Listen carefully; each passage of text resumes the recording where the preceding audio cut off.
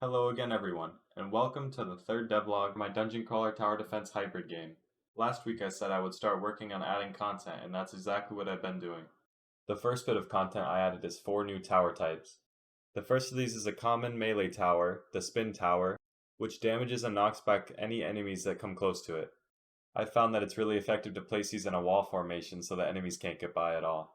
The second tower is a rare AoE tower, kinda like the Flame Turret, except it's an ice tower, which doesn't deal as much damage, but it slows enemies that are within its AoE radius.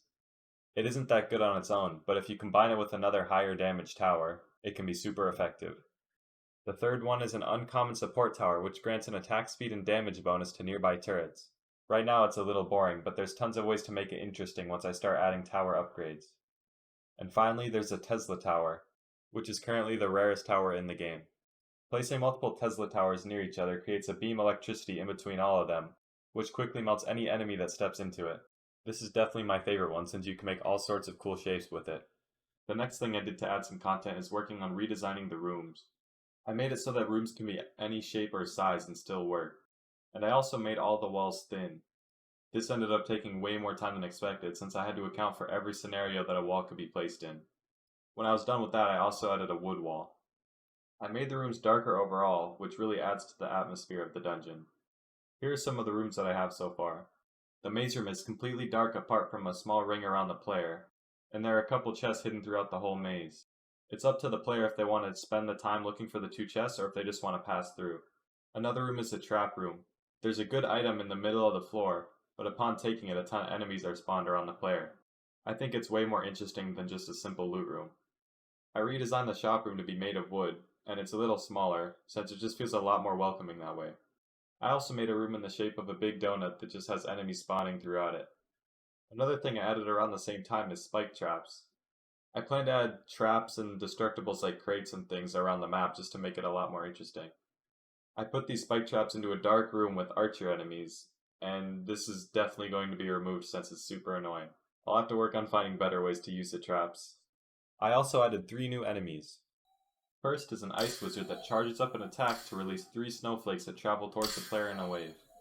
I messed around with some lighting and particles, animations, and sounds, which all comes together to make the ice wizard feel like one of the most polished enemies in the game.